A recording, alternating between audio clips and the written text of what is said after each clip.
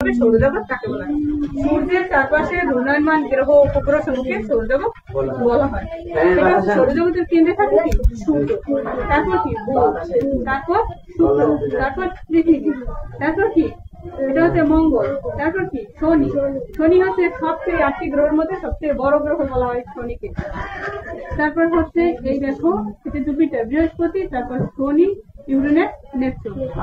এই আমরা 3য় নম্বর গ্রহে বাস করি, পৃথিবীতে বাস করি। আমরা কোন গ্রহে বাস করি? পৃথিবীতে বাস করি। পৃথিবী যখন প্রদক্ষিণ করে এভাবে প্রদক্ষিণ করে, এভাবে যখন প্রদক্ষিণ করে তখন একবার দিন হয়, একবার কি হয়? রাত হয়। পৃথিবী এভাবে প্রদক্ষিণ করে এরকম ঘুরতে ঘুরতে যখন নিজ অক্ষে আসে, নিজ অক্ষে আসতে তার সময় লাগে 365 দিন। পৃথিবী একবার প্রদক্ষিণ করতে এই সূর্যকে 365 দিন। এটা হচ্ছে কি? ভ্রম। এটা হচ্ছে কি? অভিকর্ষ ভ্রম। আমরা আজকে কি সম্পর্কে জানবো? অভিকর্ষ ভ্রম সম্পর্কে জানবো। এইখানে যেটা লেখা দেখতে পাচ্ছ তোমরা সবাই, একটা সরলরেখা আছে কি বক্ররেখা। এটা কাঠির দুই পাশে দুইটা মার্বেল নিয়ে তারপর উঁচু প্রান্ত থেকে এভাবে ছেড়ে দিই।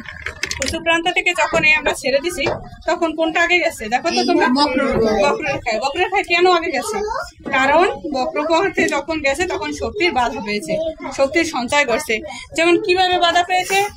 এই যে এখান থেকে ছেড়ে দিলে এখানে বাধা পায়, তারপর এখানে কি শক্তির সঞ্চয় ঘটে, আবার বাধা পায়, আবার। এটা হচ্ছে আলোর প্রতিসরণ। আলোর দিক পরিবর্তনের ঘটনাকে আমরা কি বলি? আলোর প্রতিসরণ বলি। এইটা কাঁচপাত্র আছে, এই দেখো এদিকে তাকাও, এটা কাঁচপাত্র আছে। এই কাঁচপাত্রের ভিতরে কি দেখতে পাচ্ছ? পানি।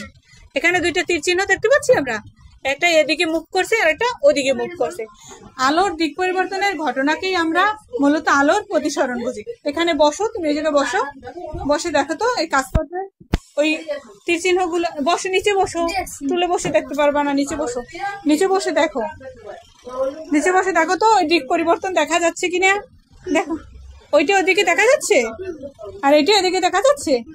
আলো মূলত এই আলোর দিক পরিবর্তনের ঘটনাকে আলোর প্রতিসরণ বলে। আলোর দিক পরিবর্তনের ঘটনাকে কি বলে? আলোর প্রতিসরণ বলে।